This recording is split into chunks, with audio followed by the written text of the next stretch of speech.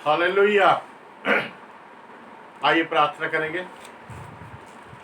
पिता परमेश्वर, आपका धन्यवाद, आपका शुक्र करते हैं बाप इस समय के लिए जीवते अनुग्रहकारी परमेश्वर जी। आपने समय दिया प्रभु जी कि आज तेरे वचन को देख सके प्रभु जी। और आज बहुत से लोग इस दिन को देखना चाहते थे पर नहीं देख सक पाए प्रभु जी, इस दुनिया से उठा लिए गए। और प्रभु जी आपका अनुग्रह, आपकी दया हमारे ऊपर हुई है प्रभु जी। और आपने हमें जिंदा रखा प्रभु जी, इसके लिए तेरा धन्यवाद, तेरा शुक्र करते प्रभु जी। आपने इस पवित्र दिन में आपने हमें शामिल किया, इसके लिए तेरा धन्यवाद, तेरा शुक्र करते। जितने लोग भी प्रभु इस वचन को सुने उन सब पे तेरी आशीष, तेरी बरकत हो प्रभु। और जो सुन रहे हैं उन पे भी तेरी आशीष, तेरी बरकत है। आज प्रभु तेरे वचन हम देखने जा रहे हैं। पवित्र आत्मा जी आप हमारी मदद करें। ये बेनती प्रार्थना प्रभु यीशु मसीह का नाम लेकर मांगते, आमीन। आइए आज प्रभु के वचन से देखते हैं। प्रभु यीशु मसीह फिलिप्पियों की पत्री में उसका 2 अध्याय उसका 5 वचन पढ़ेंगे पहले। उसके बाद हम शुरू करते हैं इस वचन को कि प्रभु यीशु मसीह में जो हमारा स्वभाव है, जैसे वचन में लिखा हो कैसा होना चाहिए, वो कैसे होगा, हम इस चीज को देखते हैं। आज हम वचन से देखेंगे। और पहले फिलिप्पियों की पत्री में 2 अध्याय उसका 5 वचन पढ़ेंगे। जैसा मसीह यीशु का स्वभाव था वैसे भी तुम्हारा भी स्वभाव हो। हाँ, जैसे मसीह यीशु का स्वभाव था वैसे ही तुम्हारा स्वभाव भी हो। पिछले दिनों से हम वचन देख रहे थे, जैसे हम ऑडियो रिकॉर्डिंग करते हैं और उसके वचन को देखते थे। पिछले दिनों में हम वचन देख रहे थे कैसे प्रभु का आगमन होने वाला है और प्रभु सब लोगों को वहाँ लेकर जाने वाला जहाँ वो है। तो जैसे वचन में लिखा हुआ है कि प्रभु के पास जाने के लिए हमें क्या करना चाहिए, और जैसे प्रभु का स्वभाव था, यीशु मसीह का स्वभाव था, वैसे ही हमारा स्वभाव भी होना चाहिए, तभी हम उसके राज्य में जा सकेंगे। तो हम कुछ बातों को देखेंगे। जो बातें प्रभु ने हमें कही है ना वचन में, वो खुद करता था पहले। ऐसा उसने कुछ नहीं कहा कि जो उसने नहीं किया। बाकी जगह पे हम संसार में देखते हैं जो उन्होंने कहा है ना करने के लिए, उन्होंने खुद कभी नहीं किया। लेकिन प्रभु यीशु मसीह में ये खूबी है, ये क्वालिटी थी कि जो भी उसने अपने लोगों को करने के लिए कहा है पहले उसने किया है। तो आज 7 बातें देखेंगे हम कि जो प्रभु ने की थी और हमें करने के लिए कहा है, पहले उसने खुद किया है। पहले नंबर पे हम देखेंगे वचन में कि विश्राम दिन के लिए, ये वचन है विश्राम दिन के लिए कि आपने विश्राम दिन को मानना है। और उस समय का विश्राम दिन शनिवार होता था, लेकिन यीशु मसीह जी उठने के द्वारा हमें संडे का ये विश्राम दिन मनाते हैं। संडे को हम संगति करते हैं, चर्च लगाते हैं। तो इसलिए कि यीशु मसीह संडे के दिन जी उठा था, ठीक है जी, सब्बत के दूसरे दिन। तो इसलिए यहाँ पर हम इसको विश्राम दिन ही कह सकते हैं। तो हम वचन में देखेंगे कुछ कि ये आज्ञा क्यों दी प्रभु ने। निर्गमन की किताब उसका 20 अध्याय उसका 8 वचन से पढ़ेंगे। और फिर यशायाह की किताब उसका 58 अध्याय 58 अध्याय उसका 13 से लेकर 15 तक पढ़ेंगे। ये 2 वचन पढ़ेंगे जल्दी से हम। तो विश्राम दिन को पवित्र मानने के लिए स्मरण रखना। विश्राम दिन को पवित्र मानने के लिए तू याद रखना, स्मरण रखना। 6 दिन तो तुम परिश्रम करके अपना सब काम काज करना। जी, 6 दिन तो तू मेहनत कर, अपना काम काज कर, लेकिन परंतु 7वां दिन तेरे परमेश्वर यहोवा के लिए विश्राम दिन है। जी, 7वां दिन जो है वो तेरे परमेश्वर के लिए विश्राम दिन है। उसमें जी, उसमें ना तो तू किसी भांति का काम काज करना काम काज करना, और ना तेरा बेटा, ना तेरा बेटा, ना तेरी बेटी, हाँ ना तेरा दास, जी, ना तेरी दासी, ना तेरे पशु, ना तेरे पशु, ना कोई परदेशी जो तेरे फाटकों के भीतर हो। फाटक के भीतर हो। क्योंकि 6 दिन में यहोवा ने आकाश और पृथ्वी और समुद्र और जो कुछ उसमें है सबको बनाया, सबको बनाया और है। 7वें दिन विश्राम किया। 7वें दिन उसने विश्राम किया है। इस कारण यहोवा ने विश्राम दिन को आशीष दी और उसको पवित्र ठहराया। यहाँ पर हम बच्चों से देखते हैं कि परमेश्वर ने जब कहा कि 6 दिन तू काम काज कर, जो भी काम है तेरा 6 दिन में कर, और 7वां दिन प्रभु यहोवा के लिए होना चाहिए। और बहुत लोग प्रभु में जो मसीही है वो संडे की उनको कोई कदर नहीं है, कोई वैल्यू नहीं समझते। वो हर इतवार काम करते हैं, अपनी मर्जी पूरी करते हैं और जगह जगह जाते आते हैं, लेकिन संडे भूल जाते हैं। ये बहुत जगह पर हुआ। जैसे संसार में ये महामारी फैली हुई है ना, इसलिए फैली है क्योंकि वो लोग संडे को भूल गए थे, चर्च सेल कर दिए उन्होंने, तो इसलिए ये बीमारी आई। अब क्या हो रहा, अब वो सब लोग पश्चाताप कर रहे हैं, अब लोग प्रभु की तरफ आ रहे हैं। आज वो संडे को आना चाहते हैं, लेकिन लॉकडाउन के कारण अभी संडे चर्च नहीं लग रहा। अभी लोग पछता रहे हैं कि हम काश अगर संडे को जाते। ठीक है, आज चाहे डर के मारे या, लेकिन सब लोग प्रार्थना कर रहे हैं, अपने घर घर बैठे प्रार्थना कर रहे हैं। वो चर्च नहीं आते, लेकिन घर घर में चर्च खुल गया आज। ये प्रभु के नाम की महिमा के लिए हुआ। हालेलुया।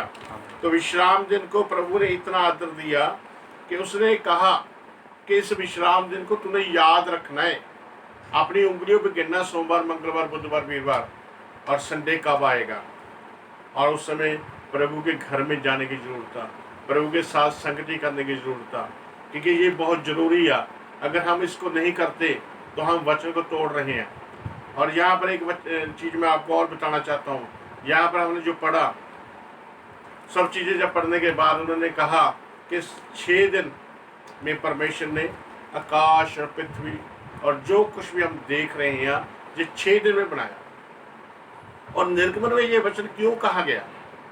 सारी बातें तो कर दी उसने कि ना कोई काम करे, ऐसा कुछ ना करे, सिर्फ विश्राम दिन में प्रभु के नाम की महिमा करो और वचन सुनो, दुआ करो। ठीक है, लेकिन फिर भी उसने कहा तू याद रख कि 6 दिन में परमेश्वर ने सब कुछ बनाया है। उसने ये बात क्यों कही कि 6 दिन में सब कुछ बनाया है? उसने ये बात इसलिए कही है कि 6 दिन में आपकी जरूरतें पूरी कर सकता है और 7वें दिन अगर आप विश्राम करेंगे तब, नहीं तो ये जरूरतें पूरी नहीं होंगी, चाहे 7 दिन लग जाए चाहे 8 दिन काम करो। लेकिन जब 6 दिन आप काम करके 7वें दिन प्रभु को देंगे तो प्रभु आपकी सारी जरूरतें 6 दिन में पूरी करेगा। क्योंकि इसलिए वहाँ पर लिखा कि 6 दिन में परमेश्वर ने सारी सृष्टि को बनाया। जो भी हम देख रहे हैं वो सब कुछ 6 दिन में बना दिया उसने। तो इसलिए उसने कहा कि 6 दिन में प्रभु इस सब कुछ बना सकता है, तो आपकी जरूरत क्यों नहीं पूरी कर सकता। मैं एक गवाही भी छोटी सी बताता हूँ आपको। चंडीगढ़ में एक भाई था और उसका काम बहुत पीछे रहता था, बहुत दुखी था, बहुत परेशान था। तो उसने प्रेयर कराई, लेकिन मैंने उसको कहा, मैंने कहा संडे को ना प्रभु के घर में जाएगा, चर्च में जाएगा।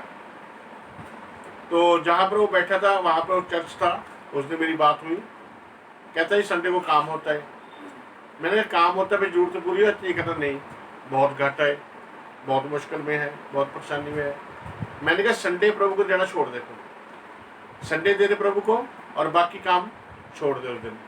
जब उसने ये बात सुनी, उसने ना संडे को आया, वो काम छोड़ दिया और संडे को प्रभु घर में आ गया। और सोमवार को काम नहीं मिला, मंगलवार को नहीं मिला, बुधवार को नहीं मिला, शनिवार को फिर बंदा उसके पास आया कि कल को काम में जाना है। अब दूसरा संडे था, उसने मना कर दिया, नहीं जाऊंगा मैं, नहीं जाऊंगा। तो फिर सोमवार से ऐसे हो गया, पूरा हफ्ता काम नहीं मिला उसको। संडे को फिर वो बड़ा ऑफर आ गया। पहले उसको 1000 रुपये का ऑफर था, फिर 2000 का आ गया कि संडे को 2000 मिलेगा, चलो चले। उसने फिर ना कर दी, कहता नहीं जाऊंगा मैं। तो ये तीसरा संडे हो गया। उसका फोन आया कि 3 संडे हो गए जी, पर लेकिन बात अभी कुछ नहीं बनी। मैंने कहा चिंता न कर, अभी चौथा संडे आ रहा है। चौथे संडे भी ऐसे हुआ, लेकिन नहीं गया काम पे। वो बड़ी मुश्किल से उन्होंने गुजारा किया, कहीं कहीं से पैसे मांग कर उन्होंने गुजारा किया। लेकिन 4 इतवार वो प्रभु के घर में आया। लेकिन सोम, मंगलवार, बुधवार जितने भी निकले हैं, किसी में भी उसको काम नहीं मिला। लेकिन उसने एक निर्णय ले लिया था, काम चाहे मिले चाहे ना मिले, लेकिन संडे को नहीं मैं जाऊंगा। ये पक्का निर्णय ले लिया था उसने। और जब चौथा एतवार आया तो चौथे एतवार के बाद सोमवार को उसको काम मिला। हालेलुया। जब सोमवार को काम मिला उसके बाद मंगलवार बुधवार सारे दिन काम मिलता रहा, और एक बहुत बड़ा उसको एक ठेका मिला, जो वो पेंट का काम करता था, पेंटर था वो। तो सब जो बोर्ड लिखते हैं सड़कों के ऊपर पहाड़ों में, तो उसका ठेका मिल गया। तो आज ये बात 20 साल हो गए उसको बात को, लेकिन आज बहुत अमीर बन गए वो, और संडे आज तक नहीं छोड़ रहा। हालेलुया। हालेलुया। हर संडे वो प्रभु के घर में जाता है, इसलिए कि प्रभु ने इस संडे के दिन में आशीष रखी है। इसलिए विश्राम दिन के लिए हमें याद रखना हमेशा। यशाया में भी पढ़ेंगे, यदि तू विश्राम दिन को अशुद्ध ना करे, यदि तू विश्राम दिन को अशुद्ध ना करे, अर्थात मेरे उस पवित्र दिन में अपनी इच्छा पूरी करने का यत्न ना करे, हाँ, मेरे पवित्र दिन में अपनी इच्छा पूरी करने का यत्न ना करे, और विश्राम दिन को आनंद का दिन और यहोवा का पवित्र किया हुआ दिन समझकर माने, यदि तो उसका सम्मान करके उस दिन अपने मार्ग पर ना चले। हाँ, अगर उस दिन उसे याद कर कर अपने मार्ग पे ना चले, अपने रास्ते पे ना चले, अपनी इच्छा पूरी ना करे, अपनी इच्छा पूरी ना करे, और अपनी ही बातें ना बोले, अपनी ही बातें ना बोले, तो यहोवा के कान सुखी होगा। आमीन। तब तू यहोवा के कारण सुखी हो जाएगा। और मैं तुझे देश के ऊंचे स्थानों पर चलने दूंगा। जी, मैं तुझे देश के ऊंचे स्थानों पर चलने दूंगा। जी, मैं तेरे मूल पुरुष याकूब के बाग की उपज में से तुझे खिलाऊंगा, क्योंकि यहोवा ही के से मुख से निकला यह वचन। मुख से निकला वचन, हालेलुया। यहोवा के मुख से ये वचन निकला हुआ, ये किसी मनुष्य ने नहीं कहा विश्राम दिन के बारे में, लेकिन खुदा ने खुद इस वचन को कहा है। इसलिए कहा है कि आप आशीष पाए, आप बरकत पाए, आपको बहुत सारी आशीषें मिले, इसलिए ये वचन कहा गया है। इसलिए संडे को याद रखना है। मैं जब प्रभु में पास्टर नहीं था, मैं विश्वासी था, तो संडे को कई बार जो फैक्ट्री में होता था वहाँ पर, जहाँ मैं काम करता कंपनी में, तो वहाँ पर संडे को रोक लेते थे वो। जैसे संडे की छुट्टी होती थी, पर संडे को कई बार रोक लेते थे, लेकिन मैं नहीं मानता था। बहुत मुश्किल से होता था, लेकिन मैं संडे को छुट्टी करता था हमेशा। और कई बार बहस हो जाती थी कि नहीं संडे को लगाना पड़ेगा। तो मैंने कहा भाई अपना ये काम पकड़ो, और बाकी के पैसे कब लेने के लिए आऊँ मैं, वो बता दो मेरे को, मैं काम नहीं करूँगा। तो ऐसा परमेश्वर ऐसा निर्णय लेना चाहिए। आज मुझे 30 साल हो गए प्रभु में, और 30 साल में ज़्यादा से ज़्यादा मेरे 10 नाके होंगे संडे के। वो भी इसलिए होंगे कि मैं बाहर जा रहा हूँ कहीं, और ट्रेन में संडे आ गया है, या कहीं मैं बगलौर की तरफ आ जाए तो उधर, तो चर्च नेड़े नहीं है, नज़दीक नहीं है, इसलिए मैं संडे को नहीं गया।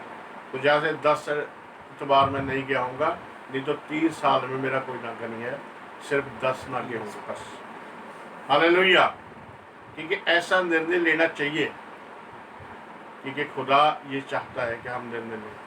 क्योंकि वचन में जो प्रभु ने कहा है वो ही वचन पढ़ देते हैं हम। लूका की इंजील उसका 4 अध्याय उसका 16 वचन पढ़ेंगे, जल्दी से जा बस।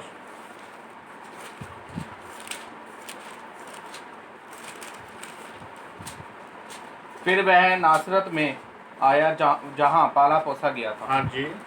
और अपनी रीति के अनुसार सब्बत के दिन आराधनालय में जाकर पढ़ने के लिए खड़ा हुआ। बस अपनी रीति के अनुसार, ठीक है जी, अपनी रीति के अनुसार कहाँ गया वो? आराधनालय में, जहाँ प्रभु का घर था, सब्बत के दिन वहाँ गया वो। और इसको दोबारा पढ़े। फिर वह नासरत में आया, हाँ, जहाँ पाला पोसा गया था, हाँ, और अपनी रीति के अनुसार, अपनी रीति के अनुसार, इस बात को याद रखना, अपनी रीति के अनुसार, यानी कि हर सब्बत को प्रभु यीशु मसीह आराधनालय में जाता था। वो जहाँ पर भी मर्जी था सेवा करता था, कहीं भी जाता था, लेकिन सब्बत के दिन वो आराधनालय में जाता था। उसने ऐसे नहीं कह दिया हमें कि आप संडे के दिन, सब्बत के दिन प्रभु के घर में जाओ, क्योंकि वो खुद भी जाता था। हालेलुया। हालेलुया। ये पहली बात है। और दूसरी बात, प्रभु के वचन से पढ़ते हम यहोशू की किताब उसका 1 अध्याय उसका 7, 8, 9 पढ़ेंगे। और भजन 1 उसका 2 और नीति वचन 28 का 9। ये वचन देखेंगे जल्दी से, शाबाश। अरे बाखूरी अल्लाह रब्बा। व्यवस्था की यह पुस्तक तेरे चित्त से कभी ना उतरने पाए। हाँ, ये यहोशू को कहा गया था, ये व्यवस्था की पुस्तक तेरे चित्त से कभी भी उतरने ना पाए। परमेश्वर का वचन तेरे हृदय में रहे और तेरे से अलग ना हो। हाँ जी, इसी में दिन रात ध्यान दिए रहना। इसी में दिन रात ध्यान दिए करना, इसलिए कि जो कुछ उसमें लिखा है उसके अनुसार करने की तू चौकसी करे। हाँ जी, जो कुछ उसमें लिखा हुआ है उसको पूरा करने की तू चौकसी करना। परमेश्वर के वचन को अगर आपने पूरा करना है तो उसके लिए चौकसी जरूर इस्तेमाल करनी पड़ेगी। चौकसी के बगैर आप परमेश्वर के वचन को पूरा नहीं कर पाएंगे, क्योंकि शैतान बहुत चालाक है। वो हमेशा हमें वचन को तोड़ने के लिए सलाह देता है, पूरा करने के लिए नहीं। हमेशा वचन तोड़वाता वो, कहीं ना कहीं कोई ना कोई काम याद करा के कहीं ना कहीं हमें वचन से बाहर ले जाता है। लेकिन हमें प्रभु के वचन को याद रखना है जी, क्योंकि ऐसा ही करने से तेरे सब काम सफल क्योंकि होंगे। ऐसा करने से क्या होगा, तेरे सब काम सफल हो जाएंगे। और तो आज बहुत लोगों के काम सफल नहीं होते। आज बहुत लोग प्रार्थना कराते हैं, मेरा काम सफल नहीं हो रहा जी, मेरा काम बन नहीं रहा है, मेरे काम में घाटा जा रहा है, मेरे काम में ऐसा है ऐसा है ऐसा है। लेकिन क्यों हो रहा है? क्योंकि खुदा का वचन उनके अंदर नहीं है, खुदा के वचन को वो मानते नहीं है। इसलिए यहाँ पर क्या आपने पढ़ा कि जो भी खुदा का वचन है, अगर हम उसे पूरा करते हैं, उसे मानते हैं, तो जो भी हम काम करेंगे उसमें हमें सफलता मिलेगी। ये खुदा का एक वादा है और उसके वादे हाँ और आमीन में पूरे होते हैं। जो भी वो वादे करता है उसमें वो वफादार है। लेकिन हमें वफादार रहने की जरूरत है। जब हम वफादार रहेंगे तो खुदा तो वफादार है ही है, उसके बारे में तो हम बोल ही नहीं सकते। वो तो खुद वफादार है, क्योंकि उसने हमें इतना प्यार किया कि अपना इकलौता पुत्र हमारे लिए दे दिया। तो जब सब कुछ हमें दे सकता, वो अपना पुत्र दे दिया, तो बाकी सब कुछ भी दे सकता है। आगे पढ़े। और तो प्रभावशाली होगा। और तू प्रभावशाली होगा जी। क्या मैंने तुझे आज्ञा नहीं दी? क्या मैंने तुझे आज्ञा नहीं दी? हिया बांध कर दृढ़ हो जा। हिया बांध और दृढ़ हो जा। भय ना खा। भय न खा। और तेरा मन कच्चा ना हो। तेरा मन कच्चा ना हो। क्योंकि जहाँ जहाँ तू जाएगा, जहाँ जहाँ तू जाएगा, वहाँ वहाँ तेरा परमेश्वर यहोवा तेरे संग रहेगा। आमीन, हालेलुया। जहाँ जहाँ तू जाएगा तेरा परमेश्वर यहोवा तेरे संग जाएगा, तेरे संग रहेगा। वो जहाँ भी तू जाएगा तेरा परमेश्वर तेरे साथ जाएगा। कब जाएगा? जब तू उसके परमेश्वर के वचन का आदर करेगा। जैसे हमने पिछले दिनों में यूहन्ना के इंजील से उसका 14 अध्याय उसका 21 वचन से पढ़ा था कि जिसके पास मेरी आज्ञा है, यदि वो उसे मानता है, वो ही मुझे प्रेम करता है। ये प्रभु यीशु मसीह ने खुद कहा इस बात को कि वो ही है जो मुझे प्रेम करता है, और मेरा पिता भी उससे प्रेम करेगा और मैं भी उससे प्रेम करूंगा और अपने आप को उसके पर प्रकट कर दूंगा। ये यूहन्ना की इंजील 14 का 21 में लिखा हुआ है। ये भी वचन के बारे में बात है। तो यहोशू की जो पढ़ी हमने वो भी वचन के बारे में बात था, और यहोशू वचन को मानता रहा और उसने बहुत सी सफलता प्राप्त की। इतनी सफलता प्राप्त की कि खुदा उसके साथ मिलकर काम करता था। एक वचन हम देखेंगे यहोशू की किताब में जो हमने निकाली हुई है, उसका 10 अध्याय उसका 10 वचन से पढ़ेंगे। कैसा हुआ, कैसा परमेश्वर ने उसको सामर्थ्य दी और क्यों दी? क्योंकि खुदा के वचन के अनुसार चलता था, वो वचन को पूरा करता था। वो जैसे प्रभु ने बताया उसको कि ऐसा करना तूने, और वैसे वो करता रहा। इसलिए उसने सफलता प्राप्त करता गया और बहुत से युद्ध जीते उसने, और बहुत से इलाके को जो प्रभु ने उनको दिया था अपने कब्जे में ले लिए। हाँ जी, इस वचन को पढ़ेंगे। तब यहोवा ने ऐसा किया कि वे इसराइलियों से घबरा गए, और इसराइलियों ने गिबोन के पास उनका बड़ा संहार किया और बेथरोन के चढ़ाव पर उनका पीछा करके अजेका और मकेदा तक उनको मारते गए। फिर जब वे इसराइलियों के सामने से भागकर बेथरोन की उतराई पर आए, तब अजेका पहुंचने तक यहोवा ने आकाश से बड़े बड़े पत्थर उन पर बरसाए हाँ जी, और वे मर गए। और जो ओलों से मारे गए उनकी गिनती इसराइलियों की तलवार से मारे हुओं से अधिक थी। परमेश्वर ने खुद यहोशू के साथ में मिलकर काम किया। जी आगे। उस समय अर्थात जिस दिन यहोवा ने अमोरियों को इसराइलियों के वश में कर दिया, उस दिन यहोशू ने यहोवा से इसराइलियों को देखते इस प्रकार कहा, हे सूर्य तू गिबोन पर जी, और हे चंद्रमा तू आयलोन की तराई पर ठहरा रहे। और सूर्य उस समय तक थमा रहा और चंद्रमा उस समय तक ठहरा रहा जब तक उस जाति के लोगों ने अपने शत्रु से बदला ना लिया। क्या यह बात यशायाह नाम पुस्तक में नहीं लिखी कि सूर्य आकाश मंडल के बीचों बीच ठहरा रहा और लगभग 4 पहर तक ना डूबा। 4 पहर तक ना डूबा, पूरा एक दिन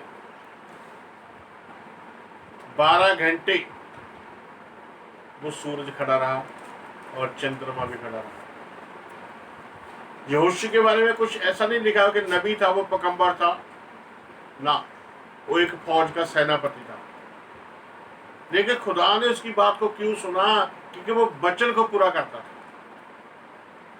जो वचन वहां पर कहा गया ना कि तूने वचन को मानने के लिए चौकसी करनी है, वाकई वो चौकसी करता था। इसलिए खुदा ने, जब यहोशू ने खुदा के वचन को सुना, तब खुदा ने उसके वचन को सुना और सूरज को भी रोक दिया और चंद्रमा को रोक दिया और उन्होंने अपने शत्रु से पलटा ले लिया। जी, ना तो उससे पहले कोई ऐसा दिन हुआ और ना उसके बाद जिसमें यहोवा ने किसी पुरुष की सुनी हो, क्योंकि यहोवा तो इसराइलियों की ओर से लड़ता था। आमीन, इसराइलियों की ओर से लड़ता था, आज वो मसीह की तरफ से लड़ रहा है। हालेलुया। तो इसलिए परमेश्वर के वचन में जो लिखा हुआ है वो पूरा होता है। इसलिए जो हम वचन की बात कर रहे हैं, ये दूसरी बात है कि खुदा ने ऐसा कहा। ठीक है, भजन में ही पढ़ दो जल्दी से, शाबाश। परंतु वह तो यहोवा की व्यवस्था से प्रसन्न रहता है और उसकी व्यवस्था पर दिन रात ध्यान करता है। दिन रात, सुबह शाम, रात को भी वो परमेश्वर के वचन पर ध्यान करता है।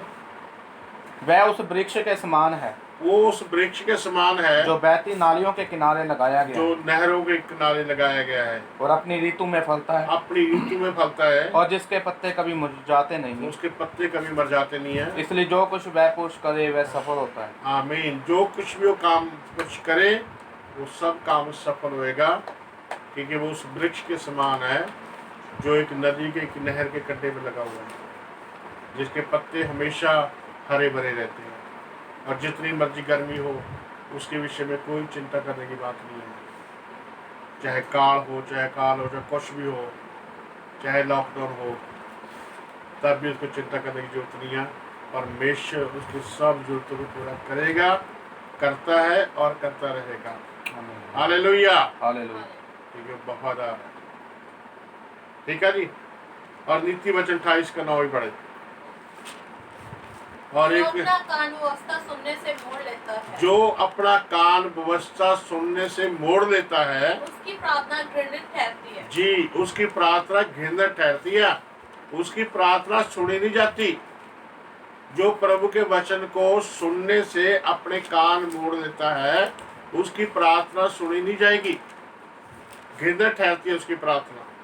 वो जितनी मर्जी प्रार्थना करे, उसकी प्रार्थना की कोई वैल्यू नहीं है जब तक वो परमेश्वर के वचन को पूरा नहीं करता। यदि वो परमेश्वर के वचन को पूरा करेगा तो उसकी प्रार्थना सुनी जाएगी। एक वचन और देखते हैं, बरकस उसके 4 का 24। फिर उसने उनसे कहा, चौकस रहो कि क्या सुनते हो, चौकस रहो कि क्या सुनते हैं। जिस नाप से तुम नापते हो, जिस नाप से तुम नापते हो, उसी से तुम्हारे लिए भी नापा जाएगा, उसी नाप से तुम्हारे लिए भी नापा जाएगा, और तुमको अधिक दिया जाएगा। कहता जिस नाप से तुम नापते हो, उसी नाप से तुम्हारे लिए भी नापा जाएगा। कहता ध्यान से देखो क्या सुनते हो, क्योंकि लिखा हुआ कि विश्वास सुनने से आएगा और सुनना प्रभु के वचन से होगा। हालेलुया। ठीक है, कैसे होगा? विश्वास प्रभु के वचन से। इसलिए जितना वचन सुनेंगे उतना विश्वास होएगा और हमारी प्रार्थना भी सुनी जाएगी। आमीन, हालेलुया, हालेलुया। तो इसके लिए हम वचन पढ़ते हैं। जो प्रभु ने इस बात को कहा है उस वचन को पूरा करना है। और कैसे पूरा होगा? लूका 4 अध्याय उसका 17 वचन पढ़ दें। यशायाह भविष्यद्वक्ता की पुस्तक उसे दी गई। हाँ, और उसने पुस्तक खोलकर वह जगह निकाली जहाँ यह लिखा था, हाँ, प्रभु का आत्मा मुझ पर है, हाँ जी, इसलिए कि उसने कंगालों को सुसमाचार सुनाने के लिए मेरा अभिषेक किया है। और मुझे इसलिए भेजा कि बंदियों को छुटकारे का जी, और अंधों को दृष्टि पाने का सुसमाचार प्रचार करूं सुसमाचार प्रचार करूं और कुचले हुआ को छुड़ाऊं। बस यहाँ पर यशायाह नाम की पुस्तक उसको दी गई। जब पुस्तक उसको दी गई तो उसने वो भाग निकाला जहां पर यीशु मसीह के बारे में लिखा था। यशायाह में यीशु मसीह के बारे में ये बात लिखी हुई है, वही बात उसे लूका में निकाल दी। अब यशायाह की किताब उसको दी गई, एक बुक थी, लेकिन उसने वो जगह कैसे निकाल दी? क्योंकि हर रोज वो वचन को पढ़ता था, उसने खुदा के वचन को पढ़ा हुआ था, उस किताब से पढ़ा हुआ था। इसीलिए प्रभु यीशु मसीह ने वो जगह निकाली जहां पर उसके लिए लिखा हुआ था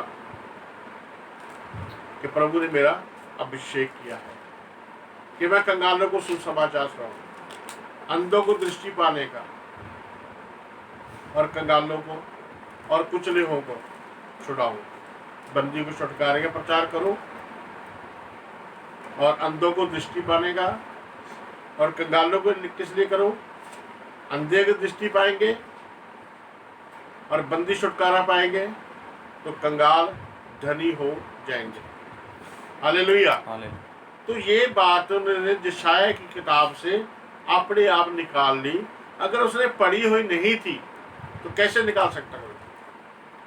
अगर हम ये बाइबल में से जो बाइबल नहीं पढ़ते, विश्वासी नहीं है, अगर हम उसको दे दें कि मत्ती की इंजील निकालो, तो कैसे निकाल लेगा वो? जब उसने पढ़ी नहीं, उसको पता ही नहीं। तो इसका मतलब यशायाह की किताब जब उसको दी गई बुक, तब उसने वो जगह कैसे निकाल ली बिना पढ़े से? इसका मतलब हर रोज वो बाइबल पढ़ता था। इसलिए खुदा के वचन को पूरा किया उसने, क्योंकि प्रभु के वचन को पढ़ना बहुत जरूरी है। ठीक है, एक वचन और देख देते हैं, प्रकाशित वाक्य उसका 1 अध्याय उसका 3 वचन पढ़े। धन्य है वह जो इस भविष्यवाणी के वचन को पढ़ता है और वह जो सुनते हैं, वो जो सुनते हैं और इनमें लिखी हुई बातों को मानते हैं, क्योंकि समय निकट है। कहता है धन्य है जो इस पुस्तक को पढ़ता है, वचन को, और सुनता है और मानता है, क्योंकि समय निकट। तो यीशु मसीह भी वचन को पढ़ता था, इसीलिए उसने कहा कि वचन को पढ़ा करो, ज्यादा से ज्यादा पढ़ो ताकि आपको याद आ जाए। हालेलुया। तीसरी बात देखेंगे, मरकस की इंजील 1 अध्याय उसका 35 वचन, लूका 6 अध्याय उसका 12 वचन। भोर को दिन निकलने से बहुत पहले हाँ, वह उठकर निकला, हाँ, और एक जंगली स्थान में गया जी, और वहाँ प्रार्थना करने लगा। प्रभु यीशु मसीह उस जंगली स्थान में गया और सुबह होने से बहुत पहले, ठीक है, सवेर होने से बहुत पहले, और जंगल में चला गया। वो क्या करने के लिए? प्रार्थना करने के लिए। वो तो खुदा का बेटा था, उसको भी प्रार्थना करने की जरूरत पड़ी। हालेलुया। उसको भी प्रार्थना करने की जरूरत पड़ी।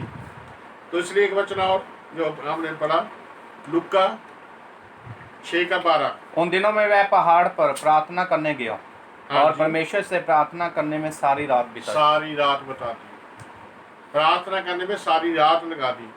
यही मत्ती की इंजील में पढ़ेंगे ना हम, 6 अध्याय उसका 41 वचन भी है, और लुक्का 21 अध्याय उसका 35 वचन में भी है कि जागते रहो और प्रार्थना करते रहो। और यही मत्ती में लिखा हुआ, जागते रहो और प्रार्थना करते रहो। जैसे एक पहरेदार होता है, बाहर घूमता है, वो क्या होकर देता है? जागते रहो, ये उसकी आवाज होती है। तो प्रभु यीशु मसीह ने भी एक होका दिया कि जागते रहो और प्रार्थना करते रहो। क्यों प्रार्थना करनी है? लूका में हम पढ़ेंगे अगर मिल गया तो, उसका 21 अध्याय उसका 35 वचन पढ़ेंगे। क्योंकि वह सारी पृथ्वी के सब रहने वालों पर इसी प्रकार आ पड़ेगा। हाँ, इसलिए जागते रहो और हर समय प्रार्थना करते रहो कि तुम इन सब आने वाली घटनाओं से बचने और मनुष्य के पुत्र के सामने खड़े होने के योग्य बनो। आमीन, हालेलुया। कहता आने वाली जो घटनाएं हैं, जितनी मुसीबतें हैं आने वाली, उनसे आप बच सकते हैं प्रार्थना के द्वारा, और प्रभु यीशु के सामने खड़े होने के योग भी बन जाएंगे आप प्रार्थना के द्वारा। इसलिए प्रार्थना करनी बहुत जरूरी है। मैं कई बार बताता हूँ, मत्ती 6:6 मैंने कहा हमेशा याद रखना है कि जब तू प्रार्थना करे, ये सलाह नहीं दी, ये हुक्म है, जब तू प्रार्थना करे अपनी कोठरी में जा और द्वार बंद कर दे, और पिता से प्रार्थना कर जो गुप्त में तुझे देखता है, और तेरे को प्रतिफल देगा। प्रार्थना कर। पर मैं कई बार बताता हूँ कि प्रार्थना का मतलब ये नहीं है कि हमने लिस्ट लेकर बैठना है कि प्रभु ये दे दो, ये दे दो, ये दे दो। नहीं, प्रार्थना का मतलब उसकी प्रशंसा करनी है, उसकी वड्याई करनी है। जो कुछ उसने हमें दिया है उसका धन्यवाद करना है, क्योंकि मांगने की जरूरत नहीं है, क्योंकि 6:8 में लिखा हुआ है कि मैं तुम्हारे मांगने से पहले ही जानता हूं कि तुम्हारी क्या क्या आवश्यकता है। इसलिए मांगने की जरूरत नहीं है, सिर्फ प्रशंसा करने की जरूरत है, धन्यवाद करने की जरूरत है। वो अपने आप सब कुछ जो भी आपने आपके हृदय में है, आपके दिल में है, और आप चाहते हैं कि ऐसा हो जाए, तो वैसा ही हो जाएगा। लेकिन उसका धन्यवाद करने की जरूरत है, प्रशंसा करने की जरूरत है। और मैं कई बार बताया, 3 घंटे समय का दशमांश, पैसे का तो देते लोग, और समय का दशमांश भी देना है। वो 3 घंटे बनते हैं। वैसे 2 घंटे 24 मिनट बनते हैं, और 6 मिनट और देने चाहिए। और 3 घंटे जब हम देंगे, 2.5 घंटे बनते हैं, और 2 घंटे 24 मिनट, 2.5 घंटे, और अगर 3 घंटे दे देंगे तो बहुत अच्छी बात है। और 3 घंटे हम कैसे दे सकते हैं? 1-1 घंटा करके भी दे सकते हैं। दानियल 3 बार प्रार्थना करता था। जो कुरनेलियुस था वो भी 3 बार प्रार्थना करता था, क्योंकि 3 पहर स्वर्गदूत ने दर्शन दिया उसको। और यूहन्ना और पतरस जब हैकल में जा रहे थे, मंदिर में जा रहे थे प्रार्थना करने के लिए, वो भी 3 पहर था। तीसरे पहर जब मंदिर में प्रार्थना करने जा रहे थे तो उसने एक लगड़े को खड़ा कर दिया उन्होंने। तो 3 बार प्रार्थना करते थे वो। 3 बार प्रार्थना करने का मतलब 3 घंटे प्रार्थना। हालेलुया। आज भी जब हम 3 घंटे प्रार्थना करेंगे, जितने लोग इस बच्चे को सुन रहे हैं याद रखें, अगर आज हम इस बात का निर्णय लेते हैं कि हम 3 घंटे प्रार्थना करेंगे, और आज अगर निर्णय लेते हैं, जो अगर आज हम पूरा कर देते 3 घंटे, जब कल को पूरा करते, 1 हफ्ते में पूरा करते हैं, और 3 घंटे जब स्टार्ट करेंगे हम, जिस दिन हमने स्टार्ट कर दिए 3 घंटे निर्णय लेकर, उसी दिन अगर कोई आपके काम है, कोई जरूरत है, कोई भी ऐसा काम है जो रुका हुआ है, उसके बारे में कैलेंडर के ऊपर टिक लगा लेना, और बहुत जल्दी आप उस काम को होते हुए देखेंगे, क्योंकि प्रार्थना में सामर्थ्य है। हालेलुया। इसलिए 3 घंटे प्रार्थना करें। यीशु मसीह ने ऐसे नहीं कह दिया कि प्रार्थना किया करो, जागते रहो, प्रार्थना करो, ताकि तुम परीक्षा में ना पड़ो, शैतान तुम्हें परीक्षा में ना पा सके। क्यों नहीं पा सकेगा? जब प्रार्थना करेंगे। आज लोग परीक्षा में क्यों पढ़ रहे हैं? क्योंकि प्रार्थना नहीं है उनकी। प्रार्थना होना बहुत जरूरी है। और एक किताब थी मेरे पास, उसमें लिखा प्रार्थना ही जीवन है। प्रार्थना ही जीवन है। अगर प्रार्थना नहीं है तो जीवन नहीं है। ऐसे जी रहे हम। तो 3 घंटे प्रार्थना होना बहुत जरूरी है। और ये बात को लिख लेना आपने। अगर कोई भी आपका काम रुका हुआ है, कुछ भी है, चाहे आप सेवा कर रहे हैं, अगर सेवा नहीं हो रही पूरी तरह तो 3 घंटे प्रार्थना का निर्णय लेना आपने। जब निर्णय ले लेंगे 3 घंटे प्रार्थना का, उसके बाद डेट नोट कर लेना हो और देखना चमत्कार के ऊपर चमत्कार होते जाएंगे। मैंने बहुत जगह में जब प्रचार करने के लिए जाता हूँ तो मैं वहाँ पर, क्योंकि मुझे पवित्र आत्मा ने आज से 5-6 साल पहले स्पेशली इस बात के बारे में बताया था कि मेरे लोगों को प्रार्थना करने सिखा दे। बस मेरे लोगों में प्रार्थना की कमी है। आज जो इतनी बड़ी बीमारी आई है संसार के ऊपर, इसलिए आई कि मसीहों की प्रार्थना टूट चुकी थी। मसीही लोग प्रार्थना नहीं करते थे। बहुत से पास्टरों की भी इतनी प्रार्थना नहीं है, वो भी आधा घंटा 1 घंटा प्रार्थना करते बस। लेकिन 3 घंटे प्रार्थना एक विश्वासी के लिए है। अगर आप पास्टर हैं तो आप सोचें कि आपकी प्रार्थना कितनी होनी चाहिए। एक विश्वासी को 3 घंटे प्रार्थना करनी है, क्योंकि जो समय का दशमांश है 2 घंटे 24 मिनट बनते हैं, यानी कि 2.5 घंटे हम लगा सकते हैं। लेकिन अगर 3 लगा देंगे तो और भी बढ़िया है, क्योंकि दशमांश के साथ साथ भेंट देनी भी जरूरी है। क्योंकि मलाकी में यही कहा है कि तुम मुझे लूटते हो, किस बात में? भेंट में और दशमांश में। दोनों चीजों में लूटते हो, भेंट भी नहीं देते, दशमांश भी नहीं देते। तो इसलिए दशमांश का जो समय है 2 घंटे 24 मिनट है, बाकी भेंट है। ये जरूरी है 3 घंटे, और एक विश्वासी के लिए है। अगर विश्वासी 3 घंटे प्रार्थना करेगा और पास्टर को उससे ज्यादा करने की जरूरत है। और अगर पास्टर को सुन रहे हैं या सुनेंगे तो आप याद रखना इस बात को, जब 3 घंटे आप प्रार्थना करेंगे तो आपकी सेवकाई में बहुत से फलवंत फल आएंगे और आपकी सेवकाई बहुत फलवंत हो जाएगी, क्योंकि परमेश्वर ये चाहता है। यीशु मसीह सारी रात प्रार्थना क्यों करता था? यीशु मसीह सुबह उठ के प्रार्थना क्यों करता था? और लोग उसको ढूंढने के लिए आते थे। वो लोगों के पास नहीं जाता था, लोग उसके पास आते थे। जब आप प्रार्थना करेंगे, आपको लोगों के पास प्रचार करने के लिए नहीं जाना पड़ेगा, लोग आपको ढूंढते आएंगे कि हमें बताओ प्रभु के लिए कुछ। हालेलुया। क्योंकि प्रभु की सामर्थ काम करती है प्रार्थना के द्वारा। इसलिए यहां पर जो वचन हमने पढ़ा, ये कितने नंबर का है? 3, कि प्रार्थना करना जरूरी है। क्योंकि यीशु मसीह खुद प्रार्थना करता था, इसलिए उसने कहा कि प्रार्थना किया। उसने आप प्रार्थना करनी शुरू की, फिर हमें कहा उसने जो भी यीशु मसीह ने पहले अपने जीवन में किया, उसके बाद उसने हमें आज्ञा दी। हालेलुया।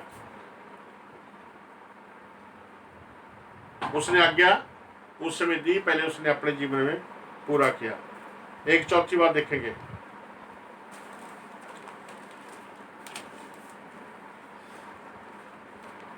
पीसी की पत्री में उसका 5 अध्याय उसका 19 वचन और कुलुस्सी की पत्री 3 अध्याय उसका 16 वचन। और आपस में भजन और स्तुति गान, आपस में भजन और स्तुति गान और आत्मिक गीत गाया करो, और आत्मिक गीत गाया करो, और अपने अपने मन में प्रभु के सामने गाते और कीर्तन करते रहो। आमीन। हालेलुया। यही बात कुलुस्सी में है। और दूसरा इतिहास 20 अध्याय उसका 20 वचन से पढ़ेंगे। दूसरा कुलुस्सी 3 की 16। मसीह के वचन को अपने हृदय में अधिकाई से बसने दो, और सिद्ध ज्ञान सहित एक दूसरे को सिखाओ और चिताओ और अपने अपने मन में अनुग्रह के साथ, हाँ जी, परमेश्वर के लिए भजन और स्तुति और आत्मिक गीत गाया करो। ये 3 हिस्से हैं। कई बार क्या होता है, ये भी थोड़ा मैं आपको बताना चाहता हूँ, ये स्तुति आराधना है, ठीक है। ये जो 3 हिस्से क्या है, एक वचन के लिए पढ़ना पड़ेगा हमें। भजन 100 उसका 4,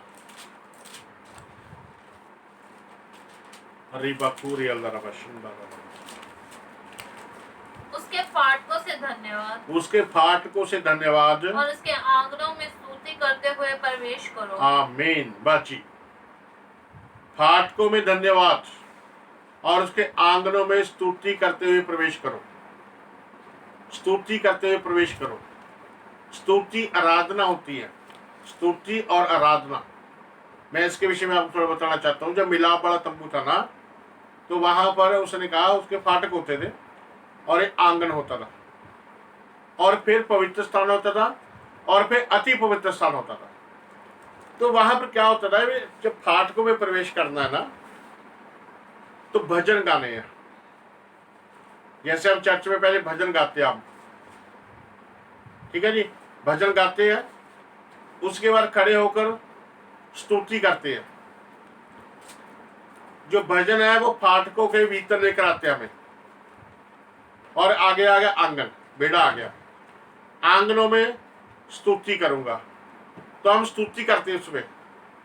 तो स्तुति कैसे करते हैं?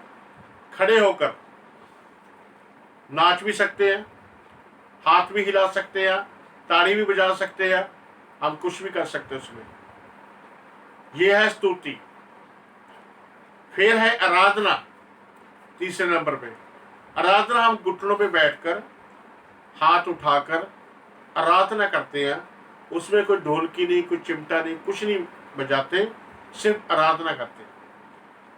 आराधना का गीत कोई पता है कैसा गीत होता है वो आराधना का? कोई आराधना का गीत कैसा होता है वो? बिना साउंड म्यूजियम। मुझे ले चल प्रभु के चरणों में, हे पवित्र आत्मा। ठीक है, जहाँ पवित्र आत्मा के बारे में गीत है, बिल्कुल आराधना का कार्य, बिल्कुल शांत होता है। वो कहाँ पहुंच गए हम? पवित्र स्थान में। उसके आगे है अति पवित्र स्थान। तो जो अति पवित्र स्थान है, वहां पर भेंट की रोटी रखी जाती थी और 10 हुक्म थे वहां पर, यानी कि परमेश्वर का वचन था वहां पर। रोटी परमेश्वर का वचन है। 32:4 में लिखा हुआ कि इंसान रोटी से नहीं, परमेश्वर के वचन से जीवित रह सकता है। तो जो अति पवित्र स्थान था ना, उसके और पवित्र स्थान के बीच में एक पर्दा था।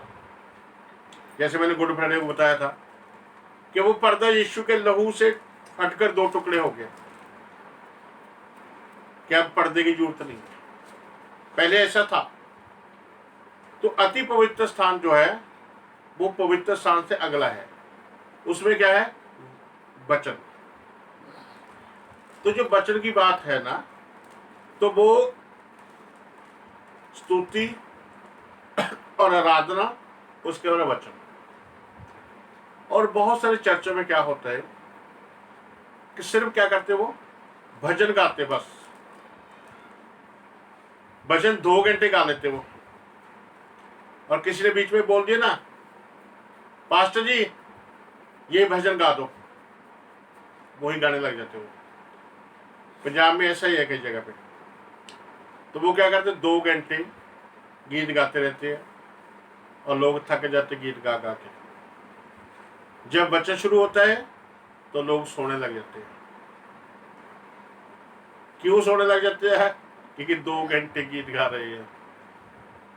तो पास्टर को मजबूरी कारण क्या करना पड़ता है जी? आधा घंटा वचन सुनाते हो। लेकिन क्या चाहिए? ज्यादा वचन चाहिए। स्तुति आराधना करनी है हमने, उसका 1 घंटे का, पौना घंटे का टाइम रखो। और भजन का और वचन का चाहे 1.5 घंटा हो जाए, कोई बात नहीं।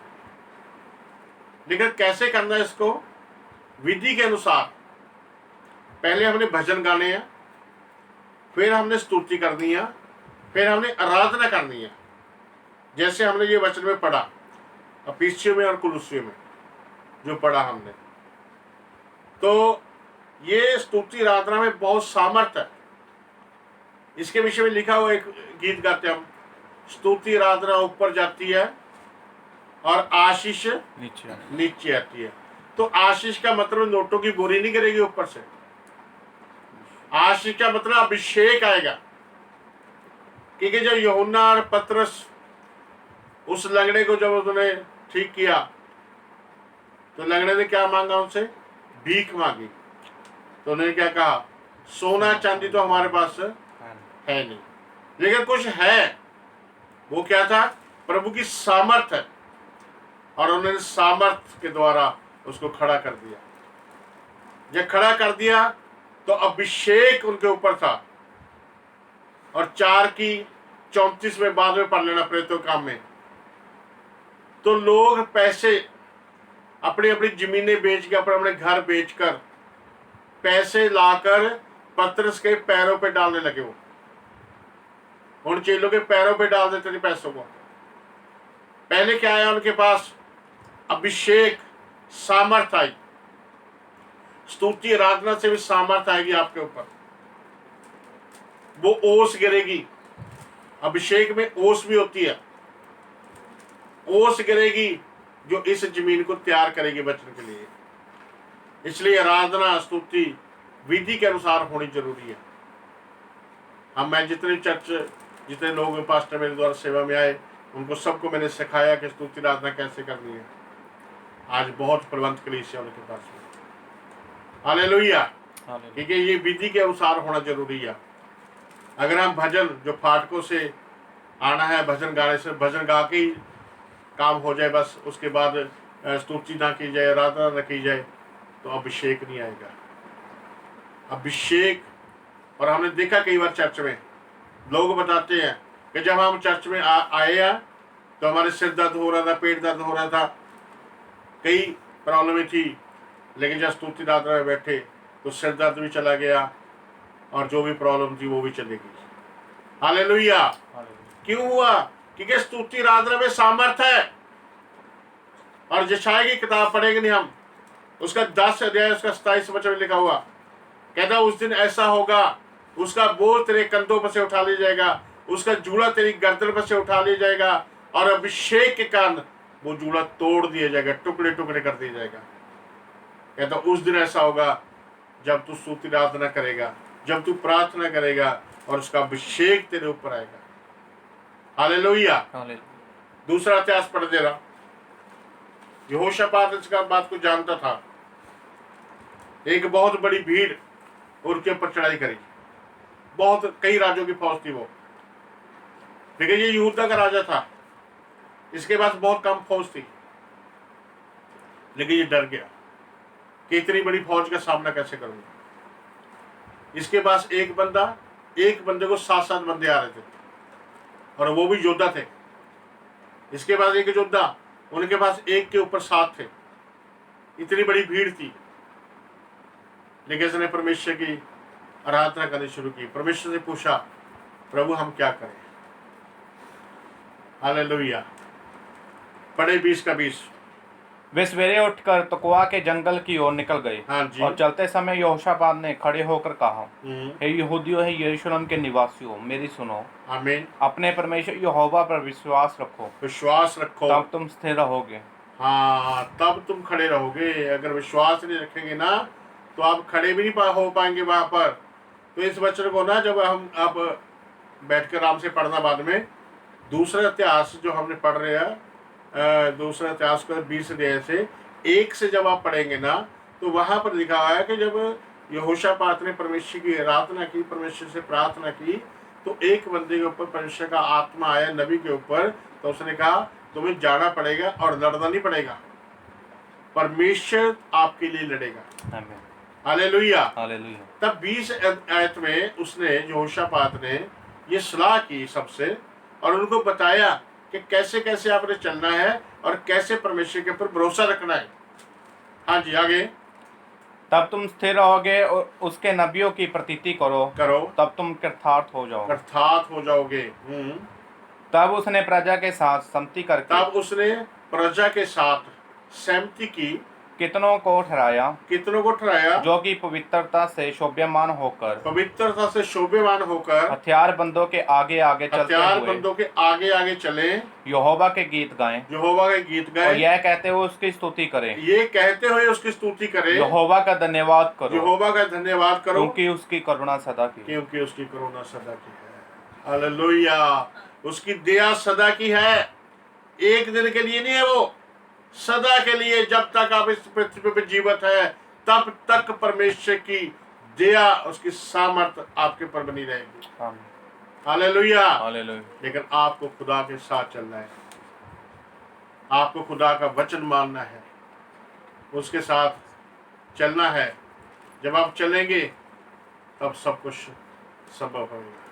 तो क्या हुआ, यहाँ पर हथियारबंद जा रहे हैं।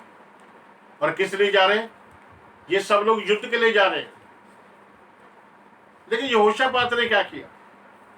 हथियारबंद वाले पीछे है, जो हथियार लेकर चल रहे हैं वो पीछे है, और युद्ध के लिए जा रहे हैं तो हथियारों की जरूरत है वहां पर। लेकिन इसने विश्वास किया प्रभु के वचन के ऊपर, क्योंकि वहां पीछे लिखा हुआ कि आपको लड़ना नहीं पड़ेगा, परमेश्वर आपके लिए लड़ेगा। हालेलुया। तो जब इसने इस बात पे विश्वास किया और सब लोगों को बताया कि परमेश्वर के ऊपर विश्वास करो और उसके नबियों की प्रतीति करो, तब उसने स्तुति आराधना करने वाले को आगे लगा दिया, हथियारबंदों को पीछे कर दिया। और वो स्तुति करते करते जब जा रहे थे, तो आप इसको आगे पढ़ना 30 आयत तक बाद में, तो वहां पर क्या हुआ, आगे जो फौज थी ना, वो फौज में ऐसी गड़बड़ी डाल दी स्वर्गदूतों ने कि वो खुद ही एक दूसरे से लड़ने लगे। जब तक ये वहां पर गए तब तक सभी लोग, सभी फौज के लोग मर गए, एक भी नहीं बचा। जब इन्होंने वहां पर जाकर देखा उसकी तरफ, तो सब लोथे लोथे पड़ी थी। और जब ये लूट लेने के लिए गए, इन्होंने इतना धन, इतना सोना चांदी इकट्ठा कर दिया कि उसको उठाकर नहीं ले जा सके। इतनी बड़ी आशीष दे दी खुदा ने, और जित भी दे दी, और इतनी बड़ी बरकत भी दे दी। और कितने हथियार छोड़ दिए उन्होंने जो मर मिटे, और कितने हथियार इनके पास जुड़ गए, और कितना सोना चांदी इनको मिल गया। कहीं तो ऐसा था कि इनसे लूटने के लिए आ रहे थे, इनको मार देना था उन्होंने, इनको लूट ले जाना था। लेकिन स्तुति आराधना ने क्या किया, पलटा दे दिया उसको, हालात बदल दिए।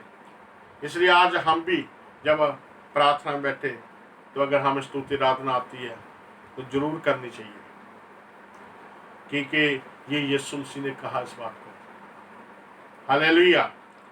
और जब उसने कहा इस बात को, तो उसने खुद भी किया। मत्ती की इंजील 26 अध्याय उसका 30 वचन। रे बाखूरी अल्लाह नमाशंदरा।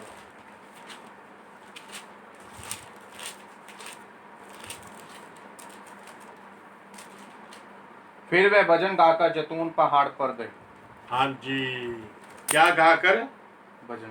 भजन गाकर। प्रभु यीशु मसीह भजन गाता।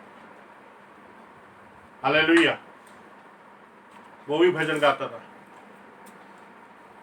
ठीक है। इसलिए उसने कहा स्तुति आराधना किया करो, क्योंकि वो खुद स्तुति आराधना करता था। आमीन, हालेलुया। और आगे देखेंगे एक वचन,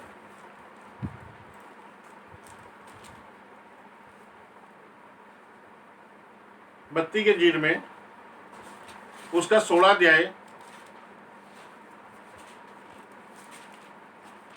सॉरी 6 अध्याय उसका 16 वचन, 6 अध्याय 16 वचन। 16 अध्याय नहीं पढ़ेंगे कि लंबा हो जाएगा। जब तुम उपवास करो, जब तू उपवास करे, तो कपटियों के समान तुम्हारे मुंह पर उदासी नाशाई रहे। हाँ, तुम्हारे मुंह के ऊपर उदासी नाशाई रहे जब तू उपवास करे। जी,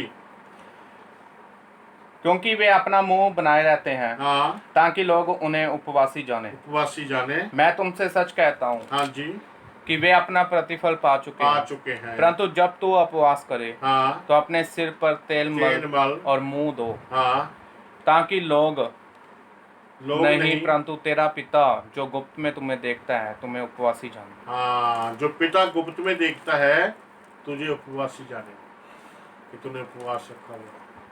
कहता मुंह नहीं बनाना उस दिन, कई लोग मुंह बना कर रखते हैं। जोएल 2 का 15 ही पढ़ेंगे, और लूका 18 का 10 पढ़ेंगे। अरे बाकूर शिखंदर रबा, अरे बाला रबा शिखुर रबा। हाँ, सियोन में नरसिंगा फूंको, कहता सियोन में नरसिंगा फूको उपवास का दिन ठहराओ, और उपवास का दिन ठहराओ, महासभा का प्रचार करो। महासभा का प्रचार करो। उपवास करना बहुत जरूरी है, ठीक है। ये हमारे ऊपर डिपेंड है कि हम हफ्ते में 2 उपवास रखें, 3 रखें, 1 रखें, लेकिन उपवास रखना जरूरी है, बहुत जरूरी है।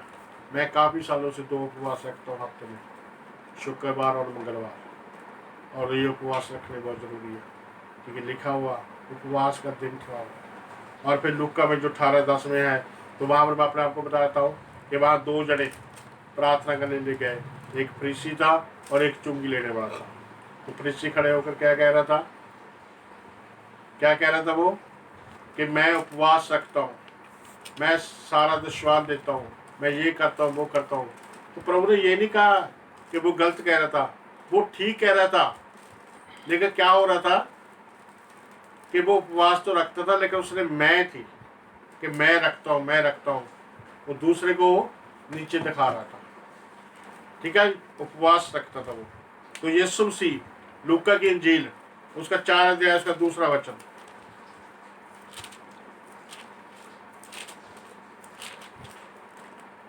और शैतान उसकी परीक्षा करता रहा। हाँ उन दिनों में उसने कुछ ना खाया, हाँ और जब वे दिन पूरे हो गए तो उसे भूख लगी।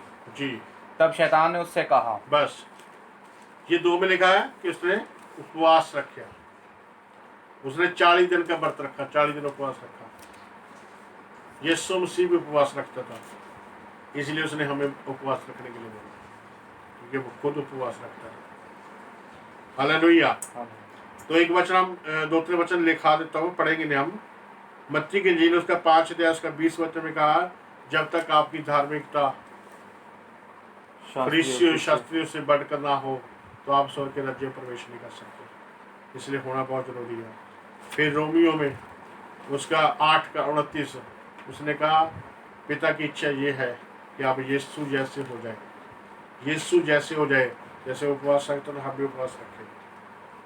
तो कई वचन, और पहला करंथियों 15 अध्याय उसका 33 वचन, और 1 अध्याय उसका 9वां वचन, और 6 अध्याय उसका 17 वचन। ये सारे वचन ये बताते हैं कि यीशु जैसे होना तो यीशु के साथ संगति करने की जरूरत है, यीशु जैसे बनना तो यीशु के वचन को पूरा करने की जरूरत है। ये 5वीं बात हुई है।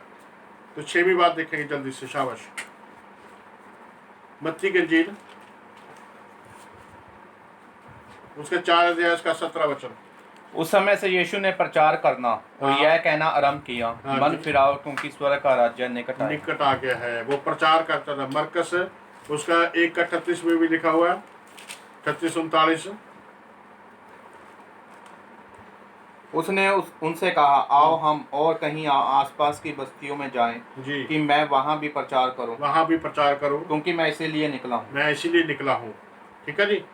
वो प्रचार करता था, इसलिए उसने मरकस में, पढ़ेंगे नहीं हम, 16 का 15 उसके 20 तक लिखा हुआ है, और मत्ती भी उसके 28 अध्याय उसके 18 से 20 तक लिखा हुआ है। ये सभी वचनों में उसने कहा। और यूहन्ना 20 अध्याय उसका 21 में लिखा हुआ है, और 15 अध्याय उसका 8 से 16 तक लिखा हुआ है। ये सारे वचन ये बताते हैं कि प्रार्थना के साथ साथ वचन प्रचार करना है। और एफिसियों में लिखा, मेल मिलाप सुसमाचार तैयारी के जूते पहन लो। यानी कि जैसे यीशु मसीह प्रचार करता था, इसलिए उसने कहा तुम भी जाकर प्रचार करो। यानी कि मेरे कहने का मतलब ये है कि यीशु मसीह ने जो हमें कहा है करने के लिए, पहले उसने किया अपने जीवन में, उसने प्रचार किया, तब उसने हमें कहा इस बात को। अगर वो आप प्रचार ना करता तो नहीं कह सकता था। लूका 4 की 18 में भी जो हमने पढ़ा था कि मुझे प्रचार करने के लिए मेरा अभिषेक किया है ताकि मैं प्रचार करूं। ये सब चीजें प्रभु यीशु के जीवन में पहले हुई, तब उसने हमें करने के लिए बोला। ये 6ठी बात है। 7वीं बात हम देखेंगे। अरे बाखूरी लूका की इंजील उसका 22 अध्याय उसका 41 वचन, इब्रानियों 5 का 7 से 10, और यूहन्ना 6 का 40। उस जगह पहुंचकर उसने उनसे कहा, प्रार्थना करो कि तुम परीक्षा में ना पड़ो। और वह आप उनसे अलग एक डेला फेंकने की दूरी पर गया और घुटने टेककर प्रार्थना करने लगा। जी। हे पिता, यदि तू चाहे तो इस कटोरे को मेरे पास से हटा ले, तो भी मेरी नहीं परंतु तेरी इच्छा पूरी हो। तेरी इच्छा पूरी हो। परमेश्वर की इच्छा को पूरा करने के लिए पहले यीशु मसीह ने किया इस बात को, यानी कि मौत का प्याला था वो, जिसको हटाने के लिए उसने बोला। लेकिन एकदम बोला उसने, नहीं पिता, मेरी नहीं, तेरी इच्छा पूरी होनी चाहिए। तो इसलिए प्रभु ने हमें भी यही बात कही है। जैसे हमने इसको पढ़ा, इब्रानी वाला पढ़ो। हाँ जी। यीशु ने अपनी देह में रहने के दिनों में हाँ, ऊंचे शब्द से पुकार कर और आंसू बहा कर हाँ जी, उससे जो उसको मृत्यु से बचा सकता था प्रार्थनाएं और बेनती की। हाँ, और भक्ति के कारण उसकी सुनी गई। पुत्र होने पर भी उसने दुख उठा कर आज्ञा माननी सीखी और सिद्ध बनकर अपने सब आज्ञा मानने वालों के लिए सदा काल के उद्धार का कारण हो गया। और उसे परमेश्वर की ओर से मलकीसिदक की रीति पर महायाजक का पद मिला। हालेलुया। इसलिए उसको महायाजक का पद मिला, क्योंकि उसने प्रभु की इच्छा को, परमेश्वर की इच्छा को पूरा किया। यूहन्ना 6:40 और 4:30 से 34। क्योंकि मेरे पिता की इच्छा यह है कि जो कोई पुत्र को देखे और उस पर विश्वास करे वह अनंत जीवन पाए और मैं उसे अंतिम दिन फिर जिला उठाऊंगा। आमीन। पिता की इच्छा को पूरा करना जरूरी है। हाँ जी। हाँ, 4:30। वे नगर से निकलकर उसके पास आने लगे। इस बीच उसके चेले ने यीशु से यह बेनती की, हे रब्बी, कुछ खा ले। परंतु उसने उनसे कहा, मेरे पास। सामरी औरत की कहानी है। चेले कुछ खाने के लिए लेने के गए, जब उसको सामरी औरत मिली तो सामरी औरत ने जाके प्रचार किया, बताया उनको कि हमें मसीह मिल गया है। तो बहुत लोग उसके पास इकट्ठे हुए, तो उनको वो प्रचार करने लगा। इतने में चेले कुछ लेकर आए खाने के लिए और उसे बेनती करने लगे, हे रब्बी, कुछ खा ले। तो उसने क्या कहा? परंतु उसने उनसे कहा, मेरे पास खाने के लिए ऐसा भोजन है जिसे तुम नहीं जानते। तब चेलों ने आपस में कहा, क्या कोई उसके लिए कुछ खाने को लाया? वो सोचने लगे कि क्या कुछ लेकर आया कोई इसके लिए खाने के लिए। यीशु ने उनसे कहा, मेरा भोजन यह है कि अपने भेजने वाले की इच्छा के अनुसार चलूं और उसका काम पूरा करूं। यही भोजन है मेरे लिए, कि मैं उसकी इच्छा को पूरा करूं। उसकी इच्छा क्या थी? सुसमाचार प्रचार किया और मेरे प्रभु यीशु मसीह उसकी इच्छा को पूरा करता है। इसलिए हमें भी परमेश्वर की इच्छा को पूरा करना है। एक वचन और पढ़ देते हैं, फिलिपियो 2:8 से 11 और 32:7-21, यूहन्ना 12:26। और मनुष्य के रूप में प्रकट होकर अपने आप को दीन किया और यहाँ तक आज्ञाकारी रहा कि मृत्यु, क्रूस की मृत्यु भी सह लिया उसने। इस कारण परमेश्वर ने उसको अति महान भी किया। इसीलिए परमेश्वर ने उसे अति महान किया और उसको वह नाम दिया जो सब नामों में श्रेष्ठ नाम है जी, कि जो स्वर्ग में और पृथ्वी पर और पृथ्वी के नीचे वे सब यीशु के नाम पर घुटना टेके और परमेश्वर पिता की महिमा के लिए हर एक जीव अंगीकार करे कि यीशु मसीह ही प्रभु है। उसकी आज्ञा मानने से, उसकी इच्छा पूरी करने से उसको वो नाम दिया गया जो श्रेष्ठ है। इसलिए हम भी जब परमेश्वर की इच्छा को पूरा करेंगे तो परमेश्वर हमें भी उठाएगा, हमें भी आशीष देगा। यही बात वहाँ पर लिखी मत्ती में, जो मुझसे हे प्रभु कहता है, हाँ जी, उनमें से हर एक स्वर्ग के राज्य में प्रवेश ना करेगा, परंतु वही जो मेरे स्वर्गीय पिता की इच्छा पर चलता है। वही प्रवेश करेगा जो स्वर्गीय पिता की इच्छा पर चलता है। ये 7वां पॉइंट है कि हमें परमेश्वर की इच्छा को पूरा करना है, अपनी इच्छा पूरी नहीं करनी। ज्यादातर लोग अपनी इच्छा पूरी करते हैं। जैसे हमने देखा, उसने कहा संडे को अपनी इच्छा पूरी नहीं करनी, खुदा की इच्छा पूरी करनी है। पर अगर संडे को नहीं आते तो वो किसकी इच्छा पूरी करते हैं? अपनी। अगर वो प्रार्थना नहीं करते तो किसकी इच्छा पूरी कर रहे हैं? अपनी। इसलिए हमें खुदा की इच्छा पूरी करनी है, प्रभु की इच्छा पूरी करनी है, अपनी इच्छा पूरी नहीं करनी। जी पढ़ोगे 12:26 यूहन्ना। यदि कोई मेरी सेवा करे हाँ तो मेरे पीछे हो ले, मेरे पीछे हो और ले। जहाँ मैं हूँ हाँ वहाँ मेरा सेवक भी होगा। हाँ यदि कोई मेरी सेवा करे जी तो पिता उसका आदर करेगा। पिता उसका आदर करेगा, पिता उसका आदर करेगा। इसकी 24 आयत पढ़े एक बार। कैसी सेवा करनी है, कैसे सेवा कर सकते हो? मैं तुमसे सच सच कहता हूँ कहता मैं तुमसे सच सच कहता कि हूँ जब तक गेहूं का दाना भूमि में पड़कर मर नहीं जाता वह अकेला रहता है, हाँ जी, जब तक वो दाना मर नहीं जाता तब तक अकेला रहेगा वो। परंतु जब मर जाता है जब मर जाता तो है बहुत फल लाता है। हाँ जी, इसलिए जब हम अपनी इच्छा को मार देंगे ना तो बहुत सा फल लाएंगे। जब तक अपनी इच्छा पूरी करेंगे तो कोई फल नहीं आएगा, क्योंकि उस दाने की जैसे हमें मरना है। एक बार बहनहीन ने सवाल किया परमेश्वर से, पिताजी तू किसको सामर्थ देता है? कहता जो मर गया ना उसको मैं सामर्थ, उसको मैं इस्तेमाल करता हूँ, जो शरीर तौर पर मर गया इसलिए वो आत्मिक तौर से जिएगा। इसलिए हमें खुदा की इच्छा को पूरा करना है। तो ये 7 पॉइंट हमने देखे, और 7 बातें जो प्रभु ने हमें बोली करने के लिए पहले उसने अपने जीवन में पूरी की, तब उसने हमें बताया कि ऐसा करो, क्योंकि वो ये करके परमेश्वर के दाहिने हाथ बैठा है। जब हम करेंगे तो हम भी कहाँ बैठेंगे? यीशु मसीह के दाहिने हाथ बैठेंगे, यीशु मसीह के दाहिने हाथ बैठेंगे। अगर हम इन सब इच्छा को पूरा करेंगे, इन सब बातों को पूरा करेंगे, क्योंकि प्रभु यीशु ने इन बातों को पूरा किया, इसलिए वो परमेश्वर के सज्जे हाथ बैठ गया है। और जब हम इन वचनों को पूरा करेंगे, ये बातों को पूरा करेंगे, तो हम भी यीशु मसीह के दाहिने हाथ बैठ जाएंगे। हालेलुया। प्रभु हमें इस वचन पे सब बातों पे आशीष दे। इसके साथ में बहुत से वचन थे, लेकिन टाइम बहुत हो गया है, इसलिए हम सब वचनों को नहीं देखेंगे और प्रार्थना करेंगे। हालेलुया। पिता खुदावन तेरा धन्यवाद, तेरा शुक्र करते हैं बाप, इस समय के लिए जीवते अनुग्रहकारी परमेश्वर आपने समा दिया प्रभु जी इस वचन को देखने के लिए, इसलिए आपका धन्यवाद, आपका शुक्र करते हैं प्रभु जी। और सबको तेरे नाम से मैं आशीष देता हूँ। जिन्होंने तेरे वचन को सुना प्रभु जी, उन सब पे तेरी आशीष, तेरी बरकत हो।